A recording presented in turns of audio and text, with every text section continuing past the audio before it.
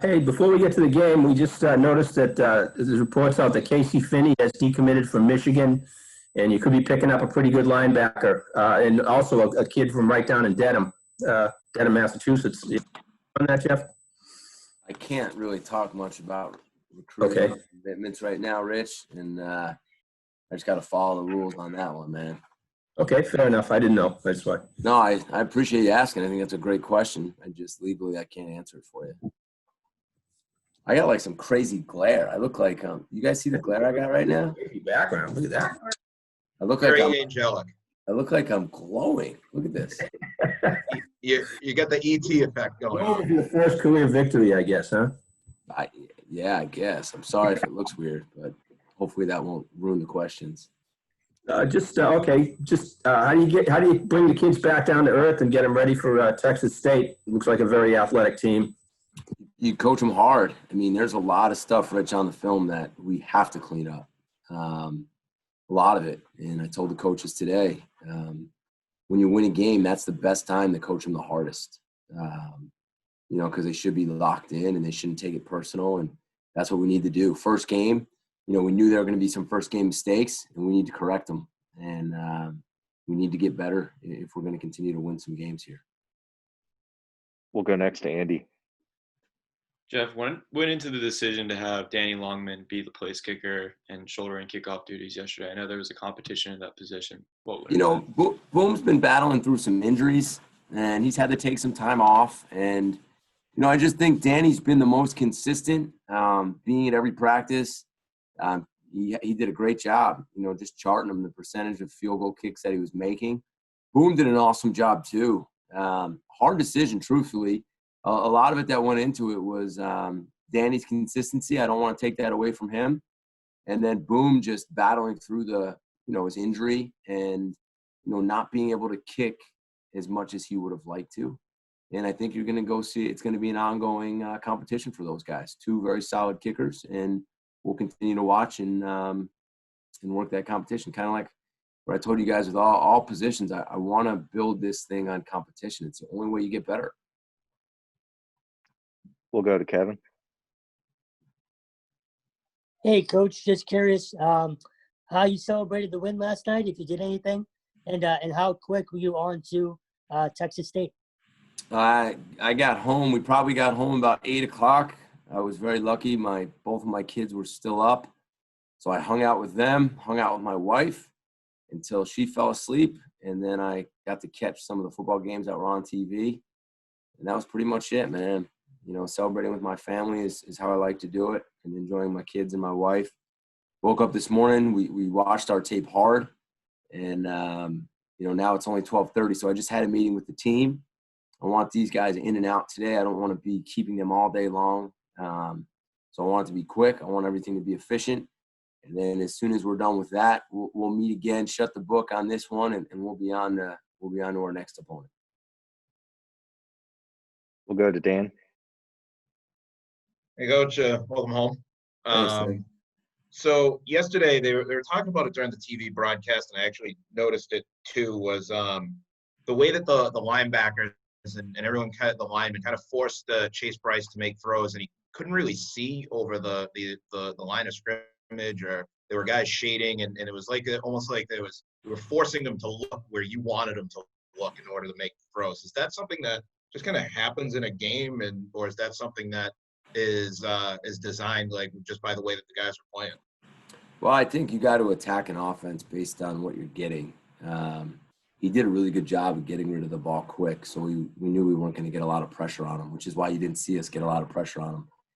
They got in a lot of empty sets with no backs in the backfield, and it was really catch, step, throw. So we were trying to get in his throwing lanes and trying to get our hands up the best that we could, because a lot of times you're not going to get there in time, So just some things we had to go over and things we had to look at. I thought Coach Vince did a really good job, staying patient, not getting frustrated, but he did a good job of getting rid of the ball quick. We'll go to AJ. Hey, Coach. You had Isaiah McDuffie back, and he looked healthy, and he looked the same way he looked a couple of years ago before his injury. How valuable is it to have a veteran linebacker like Isaiah back there playing in your defense? Well, to have him and Max, two of our more experienced players playing linebacker, is huge for us. You know, Isaiah looked fast. He looked healthy. He had a nice interception, and he made some good plays for us. You know, I think as you look at a whole, I think on defense, I love the way those guys competed. We played hard, and we played tough, and we played physical. We got off blocks. We ran to the ball. We played a lot of guys yesterday. Coaches did an incredible job of subbing guys in and out throughout the whole game. I think our D-line, I think Vinny did a better job than any place I've ever been at keeping his guys fresh. I think he was going 3 plays a pop, without any penalties, any 12 or 10 on the field. And I think what you're going to see is even a guy like McDuffie and Max, they're going to see the tape today, and they're going to say, wow, I mean, I can play even better than that. And that's what, to me, is the most exciting thing. First game, you know, a lot of anxiety, a lot of things going on in their heads, and they played well, don't get me wrong. But I think they're going to watch that tape, and they're going to see there are some plays left out there. We'll go to Rich. Actually, when you see the tape, you'll see that shoestring tackle John Lamont had having a touchdown run, but he's a good little linebacker.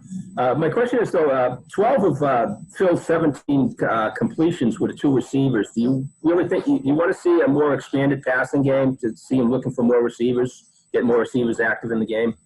Well, those 2 receivers were open a lot, so I think it was pretty good decisions to get him the ball. I mean, if you watch the film, we had a lot of guys open early, and I think he just got in rhythm, and he found the open guy and gave him the ball. Truthfully, Rich, you know, as the head coach and even talking to Coach Signetti, you know, we'll design some plays to get some people the ball. There's no doubt about that. So I think that's a very fair question. But then after that, I don't think anybody on our team cares who gets it. We're going to get it to the open guy, and we trust all those guys can make plays.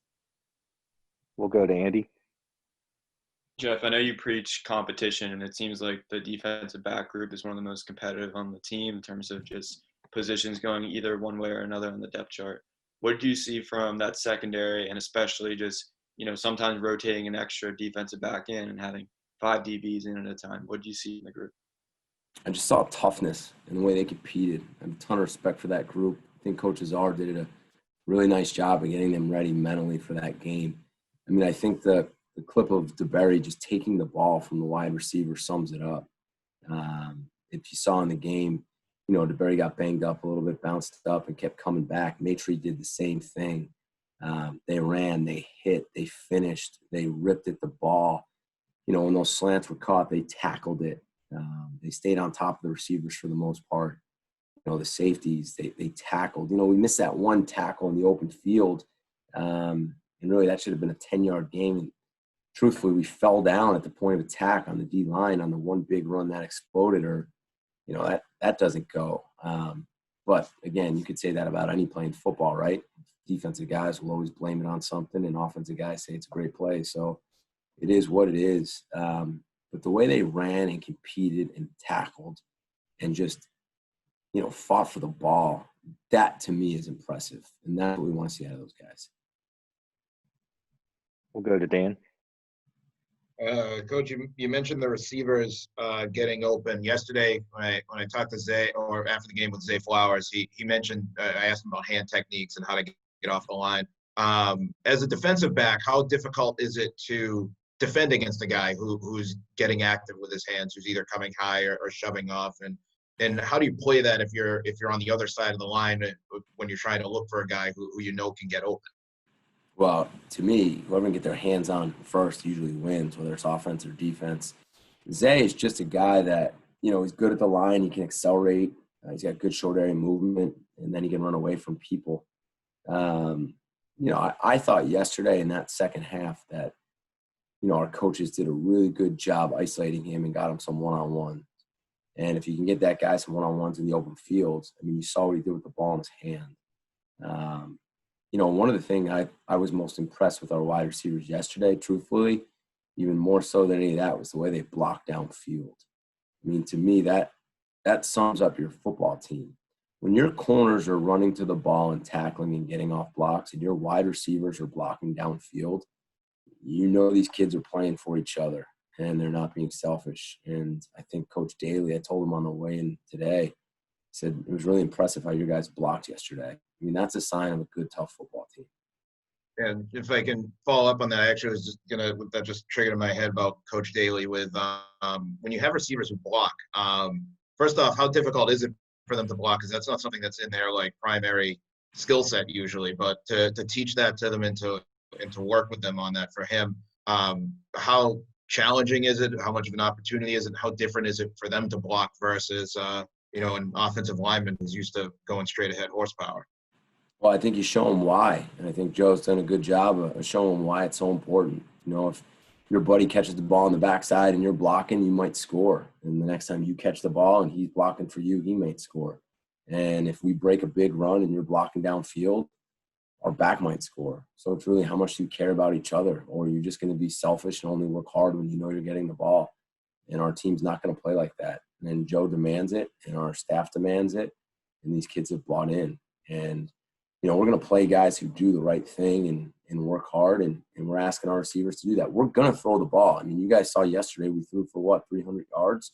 And we're going to throw the ball. We're going to throw it downfield. We're going to have quick game. We're going to have screen. We're going to do it all. Those guys have to block. Great. Thank you, Jeff. That'll wrap things up for today. We will see everybody on Tuesday. All right, guys. Have a great weekend. Coach,